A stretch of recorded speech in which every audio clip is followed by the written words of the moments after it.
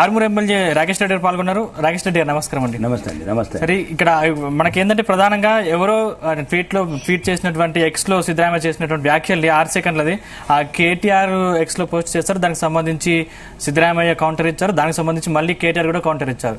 మొత్తం మీద Twitter war నడుస్తుంది. దాన్ని మీరు ఏ విధంగా చూస్తారు? ఇద్దరు దొందుతుందేనండి. ఒకళ్ళు 5 లక్షల కోట్ల అప్పులు చేద్దామంటే ఇంకొకళ్ళు 70 లక్షల కోట్ల అప్పులు చేద్దామని వచ్చిండ్రు. అంటే ప్రజలని వీళ్ళేమో 50 సంవత్సరాలు తాకట్టు పెడతానికి వచ్చిండ్రు. టీఆర్ఎస్ 50 సంవత్సరాలు తాకట్టు పెట్టిండ్రు. వీళ్ళు ఇంకా 100 సంవత్సరాలు తాకట్టు పెట్టడానికి వచ్చారు. రెండోది ఏంటంటే ఏదైనా సరే ప్రజాకర్షణ పథకాలు కొద్దిగా ఆలోచించి చేయాలి.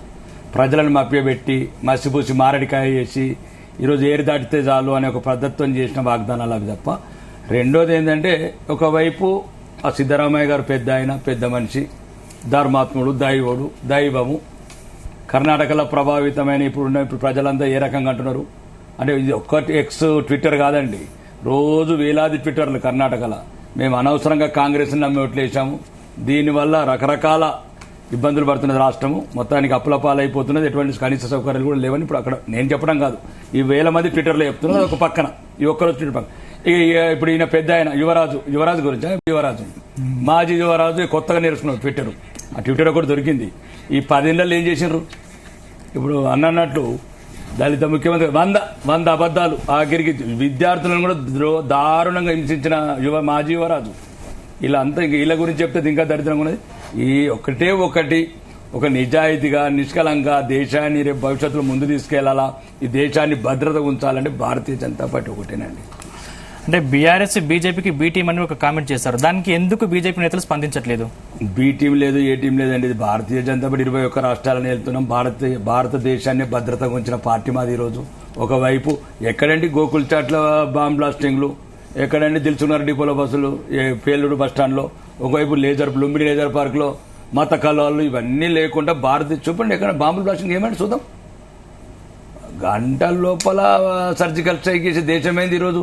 ఈ దేశం ఈరోజు వందే భారత్ ట్రైన్లు కావచ్చు, రకరకాల పేదలకు సంబంధించిన సమస్యలు కావచ్చు, ఆయుష్మాన్ భారత్ కావచ్చు, ప్రధానమంత్రి ఆవాస్ యోజన కావచ్చు, నిజంగా 9 కోట్ల మంది ఉజ్వల సిలిండర్లు కావచ్చు, అంటే రకరకాల పథకాలు పేదవాడికి ఎట్లా రీచ్ అవుతాం అనేది ఇంపార్టెంట్. ఈ దేశాన్ని ఎట్లా అభివృద్ధి పదంలో తీసుకెళ్తాం 21వ సెంచరీలో, దాని అభివృద్ధి ఫలాలు చూస్తున్నదండి. ప్రపంచమంతా ఈరోజు భారతదేశం వైపు చూస్తున్నది. ఎక్కడ మీరు గమనించండి, ఇప్పుడు భారతీయ జనతా పార్టీ కాదు, భారతదేశ ప్రధానమంత్రిని అమెరికా చట్టసభలు చప్పట్లు కొట్టుకుంటా సెనేటర్లు క్యూలో గట్టి స్వాగతించిన భారత ప్రధాని. ఒకప్పుడు మౌన యోగి చూస్తే మౌనంగా వెళ్లి మౌనంగా వచ్చిన మౌనయోగి మాజీ ప్రధానమంత్రి మన్మోహన్ సింగ్ గారు. భారతదేశం ఈరోజు అభివృద్ధి కాదు, ఆత్మ గౌరవం కూడా అన్ని రకాలుగా తలెత్తుకొని తిరుగుతుందంటే భారతీయ జనతా పార్టీ. ఈ 2 పార్టీలు సేమే. మూడోది ఏంటంటే ఈరోజు గౌరవనీయ ముఖ్యమంత్రి గారు రేవంత్ రెడ్డి గారికి నాకు ఒక శాసనసభ్యుడిగా నాకు రాజ్యాంగం ద్వారా వచ్చిన హక్కుల ద్వారా ఒక ప్రశ్న అడుగుతున్నాను, లేవనెత్తుతున్నాను. నిన్న దయచేసి మీరు ఇచ్చిన మీడియాలో అది ప్రజాస్వామ్యాన్ని హత్య చేసే కామెంట్, ఆ ప్రకటనని మీరు తిరిగి వాపసు తీసుకోవాలి.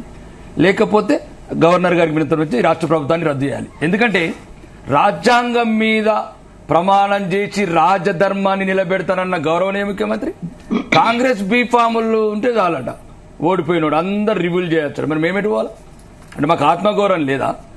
ఆర్మూరు ప్రజలు అంటే 30,000 ఓట్ల మెజారిటీతో వాళ్ళ ఆత్మగౌరవాన్ని తెలంగాణ అసెంబ్లీకి పంపితే మీరేం చేస్తారు? ఓడిపోయినకి ఏం చెప్తారు మీరు? ఈ రోజు ఇప్పటికే అధికారాన్ని ప్రలోభ పెడుతున్నారు. మేము అక్రమంగా సీజ్ చేసిన వాళ్ళని ఇడిపిస్తున్నారు మీ కాంగ్రెస్ ప్రభుత్వం. ఒకవైపు కాంట్రాక్టర్ డబ్బులు అడుగుతున్నారు మీ ఓడిపోయిన అభ్యర్థి. ఇదా మీరు ఇచ్చే ప్రకటన? తెలంగాణ ఆత్మగౌరవాన్ని ఇబ్బంది పెడతారా? ప్రజాస్వామ్యం విలువలకు తిలోకాలు ఇస్తారా? దయచేసి రేవంత్ రెడ్డి గారు, మీరు ఇప్పుడే రాష్ట్ర ప్రభుత్వంలో కొత్తగా ముఖ్యమంత్రి గారు అయ్యారు, మేము గౌరవిస్తున్నాం. ఎందుకంటే మీరు మంచి పరిపాలన చేయాలి. ఈ 10 సంవత్సరాల నుంచి మొత్తం అప్పుల కుప్పైన ఈ రాష్ట్రాన్ని మీకున్న తెలివితోని, మీకున్న యువ నాయకత్వము, మీకున్న తెలివితేటలతోని ఈ రాష్ట్రాన్ని బాగుపరచండి తప్ప గౌరవంగా ఎన్నికైన ఎమ్మెల్యేలను అవమానిస్తాము, మా ఓడిపోయిన బీఫామ్ తీసుకున్న ద్వారా సంక్షేమ పథకాలు చేద్దామంటే మరి మేము కూడా మీరెందుకు ముఖ్యమంత్రి? మేము మాజీ ముఖ్యమంత్రి రివ్యూలోకి వెళ్తాము. ఆ మంత్రులు కూడా వాళ్ళే చేయమని రివ్యూ.